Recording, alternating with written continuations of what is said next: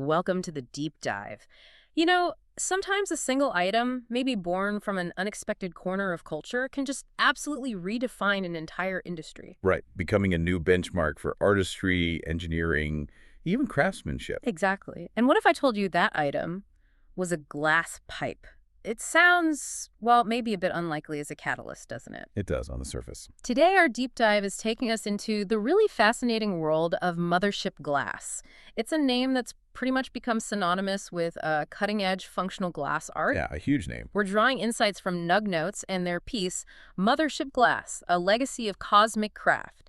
And our mission, really, is to unpack how one man's vision sparked, believe it or not, at a Grateful Dead show. Of all places. How that transformed the perception of functional glass from, just a tool into these highly coveted high art collectors' pieces fetching truly astonishing prices. Yeah, and what's really compelling about this story is that it goes beyond just the glass blowing itself. It serves as this powerful case study in, well, brand building, definitely market disruption, and how you elevate a cultural practice through really meticulous design and craftsmanship. We'll sort of explore how this unique blend of design philosophy, scarcity, and a really dedicated team created a phenomenon. A phenomenon that shifted an entire cultural landscape. It's quite a story. It is, and it reveals some pretty profound insights into how value is genuinely created, I think. Okay, so where does this journey begin? It's a rather unconventional place and time. 1993, at a Grateful Dead show, Right. with a young man named Scott Deppe. He buys his very first blown pipe there, and in that moment, something just clicks. That spark. Yeah, that instant recognition of potential, the kind that often precedes real innovation. Absolutely. So, fueled by this newfound passion, Deppe heads back to Idaho, doesn't seek out some fancy studio or anything. No, not at all. He buys a torch and some glass tubing from a local hardware store. His living room basically becomes his first lab. Wow. Talk about humble beginnings. Right. And his first creation, a simple mushroom spoon. But what's truly remarkable here is that Deppe had, almost no formal training. Just that one class, wasn't it? Exactly. Just Yeah. one goblet-making class. Yeah. He taught himself, and he put it nicely, he learned to deconstruct things with my mind, essentially reverse engineering his way to glass mastery. That's incredible, sort of feeling his way through it. Yeah. And even in those really early days, pieces like Take Me to the Mothership and Deady Bear were already showing this artistic ambition, pushing functional glass towards, the realm of fine art. And if we think about the bigger picture here, it really underscores how genuine innovation often comes from that deep personal passion, doesn't it? And this kind of unconventional self-directed learning. It's not always the traditional academic path. Deppe wasn't just making pipes. He was clearly seeing glass as a sophisticated artistic medium right from the start. Definitely. You can see the intent there. Yeah, those early works, maybe a bit raw compared to what came later, but they signal this unwavering ambition to make something with real artistic merit, something far beyond the sort of utilitarian stuff common back then. It's the origin story of a true artisan, seeing art where others just saw function. So from that inspired living room setup, let's move forward a bit. We see the formal establishment of Mothership Glass as this, formidable brand. A big step. It was a huge leap, going from a solo artist to a structured, visionary company. And a really pivotal moment comes in 2012. Scott Deppe teams up with Jake Colito. The collaboration, crucial. Crucial. Together they create the very first Fab Egg, and this wasn't just another product, it was a design that would literally reshape the industry. It really set a new standard. So by 2013, Mothership Glass is officially launched, Bellingham, Washington, and they have this incredibly bold mission statement to make the best functional glass in the galaxy. I mean, talk about aiming high in the galaxy. Yeah, right. That's a powerful declaration. It signals this uncompromising commitment to excellence and a desire to set a totally new, unmatched standard. And that ambition immediately makes you ask, okay, what does it really mean to aim for the best in the galaxy? Especially in an industry that up till then was mostly seen as niche, sort of utilitarian craft. Right. It wasn't just talk. No, it wasn't just marketing hype. It represented this deep commitment to unparalleled quality, a relentless drive to push boundaries, both technologically and artistically. And ultimately, defining a new standard that just hadn't existed before. And the collaboration was key there, too. Oh, absolutely. The partnership with Jake Colito was instrumental. It shows how that shared vision, the complementary skills, can just amplify the impact massively, moving from individual craft to a really powerful collective brand. And Mothership quickly became more than just Scott Depp, didn't it? It rapidly built up what you could only call a crew as much as a brand. Yes, that team became legendary in the glass world. We're talking artists like Jake Colito, of course, Quave, Davin Titlin, Dosa Glass, Punty, J.D. Maplesden. I mean, huge names now. All heavy hitters. Yeah.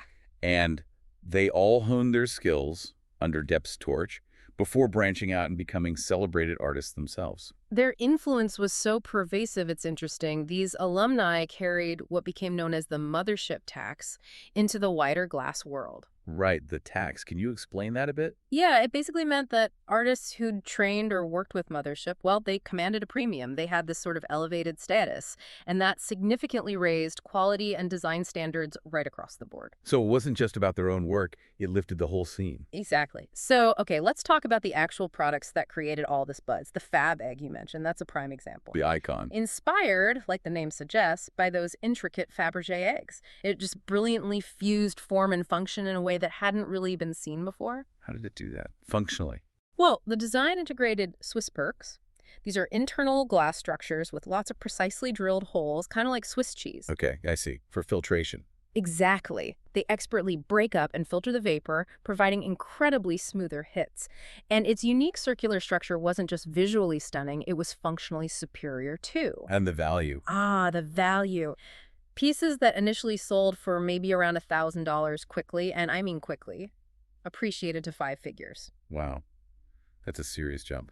A truly remarkable jump. And it's fascinating how that Fab Egg really transcended its utility, didn't it? It Yeah. wasn't just about efficiency or, cleaner draw. No, it was more. It was about curating this whole aesthetic, almost a meditative experience. Hmm. The deliberate integration of design principles, maybe consciously incorporating elements like sacred geometry that resonated deeply with collectors. It turned the object into something almost ritualistic. And they didn't stop there, did they? Not at all. Mothership kept introducing other engineering marvels. You had the Klein Recycler. Yeah, the recycling. With its ingenious sort of self-contained looping system for continuous water recycling. Plus, that precisely engineered 72-hole Flower of Life perk. The Flower of Life, that's that ancient geometric pattern, right? Exactly. Holes meticulously arranged in that pattern. So it optimizes the fluid dynamics, not just for function, but also for its profound visual and, symbolic appeal. Very cool. And then there's the Ball Rig, which, with its kind of sphere-within-sphere design, really showed that glass art could seamlessly merge complex physics with elegant function. So these weren't just pretty objects. Not at all. They were sophisticated feats of fluid dynamics and glass engineering. They elevated the functional aspect to a kind of scientific art form. And it's that precise combination, that blend of engineering prowess and visual beauty, that truly sets Mothership Glass apart. And this level of innovation, it just ushered in a radical market transformation. I mean, really radical. Totally. Before Mothership, pipes were largely just considered tools, weren't they? Often kind of hidden away. Yeah. Functional, but maybe not something you'd display prominently. But with Mothership, they became recognized as art, as prized possessions, openly collected, admired. And they achieved this huge shift through a brilliant, but also kind of challenging scarcity model. Limited drops. Limited drops, super strict quality control, and very selective distribution. This whole approach just cultivated immense demand, made each piece incredibly sought after. The classic supply and demand, but executed perfectly. And here's where the market dynamics get, truly astonishing. This strategy led to a booming resale market. Mothership pieces fetching prices up to an incredible $200,000. $200,000.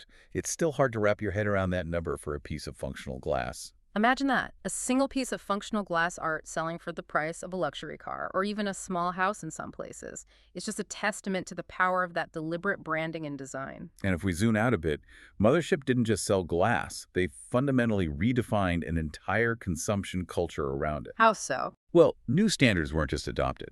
Mothership established them. Practices like low-temp dabbing heating concentrates lower for flavor and smoothness became the norm. Right, that's a big one. And the widespread adoption of sacred geometry perks. These internal glass structures, designed with those aesthetically pleasing, functionally optimized geometric patterns.